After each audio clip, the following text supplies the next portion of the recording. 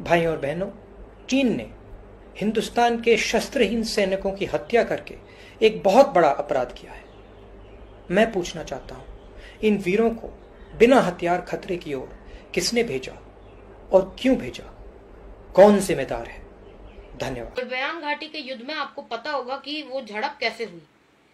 वो झड़प हुई हाथों से, मुक्कों से, लातों से और कुछ ऐसे वेपनों से जैसे लाइक डंडा हो गया, हाँ, और डंडे में चीनी सैनिक डंडे में कोई तार बांध के ले आए थे, अटकड़ी टाइप, हाँ, उससे झड़प हुई। कोई भी फायर आर्म एक्टिविटी नहीं हुई वहां पे। क्यों? क्योंकि मैं आपको बता दूं, इन 1993 एंड इन 1996 भारत और चीन में जो बॉर्डर एग्रीमेंट साइन हुआ था उसमें साफ साफ, पहले मैं 1993 के एग्रीमेंट की आपसे चर्चा करा देता हूँ।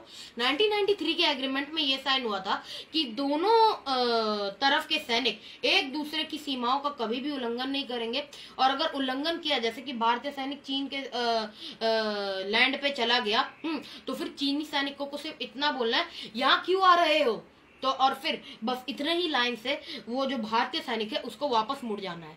हाँ, एक तो ये, और दूसरा, दोनों सैनिक जो है, भारत जो है चीन की माटी की भी रिस्पेक्ट करेगा और चीन जो है भारत की माटी की भी रिस्पेक्ट करेगा। दोनों एक दूसरे देश की माटी की रिस्पेक्ट करेंगे, कोई भेदभाव की भावना अपने दिल में, अपने मन में नहीं रखेंगे। ये बहुत मोटा मोटी बात हुआ था उस एग्रीमेंट में।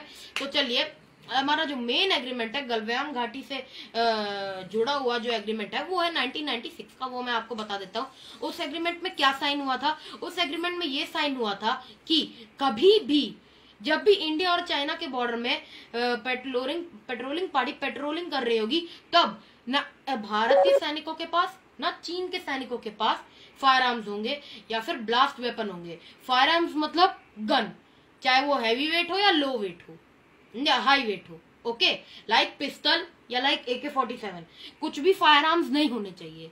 और ना ब्लास्ट वेपन लाइक ग्रेनेड, वो ऐसे करके फेंकते हैं ना, वो वाला भी नहीं होना चाहिए, ना भारतीय सैनिकों के पास ना चीन के सैनिकों के पास। तो उसी चीज को दायरे में रखते हुए गलवान घाटी की झड़प हुई। तो अब कुछ पप्पुओं द्वारा सवाल उठाए गए हैं कि भारतीय सैनिकों के पास गलवान घाटी के झड़प में गन्स क्यों नहीं थे, फायर आर्म्स, ब्लास्ट वेपन्स क्यों नहीं थे। माफी चाहता हूं कि मैं 13 साल का हूं और 50 साल उम्र वाली बातें करता हूं, लेकिन आप खुद बताइए, हमारे देश में एक नागरिक है जो 50 साल का होके 10 साल की बातें करता है, तो अब मेरा तो फर्ज बन जाता है कि मैं 13 साल का होके 50 साल की बातें करूं। क्यों? तो बस आज मैं वही बातें कर रहा हूं। देखिए, अच्छा, और ये जो एग्रीमेंट साइन हुआ, ये जिस समय एग्रीमेंट साइन हुआ, भारत में रूलिंग पार्टी कौन थी? भारत में रूलिंग पार्टी थी SD देवगौड़ा की। वही SD देवगौड़ा जो अपने सपने में भी सो जाते थे, आप सबको मालूम होगा। हाँ, और वो जो एग्रीमेंट था उसको सपोर्ट कौन सी पार्टी कर रही थी? उसको सपोर्ट कर रही थी कांग्रेस पार्टी। और आप सबको मालूम होगा, अभी कुछ दिनों पहले राहुल गांधी ने कांग्रेस के अध्यक्ष पद से इस्तीफा दिया है।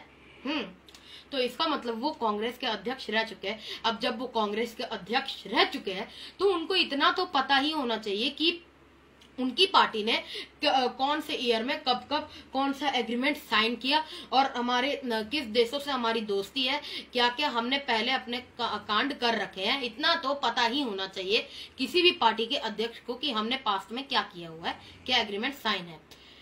अब 1996 का जो एग्रीमेंट था वो कांग्रेस सरकार द्वारा ही सपोर्टेड किया जा रहा था SD देवगौड़ा को।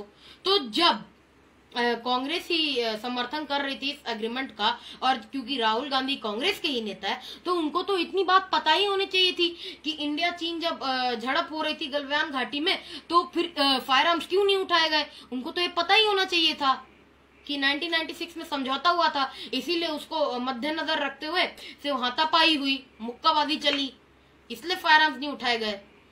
ये अगर यही देश का हाल रहेगा, ऐसे ही नेता आते रहेंगे ना, तो मैं बता रहा हूँ देश का फ्यूचर जो है पूरा का पूरा नाली में जा रहा है, कचड़े में जा रहा है।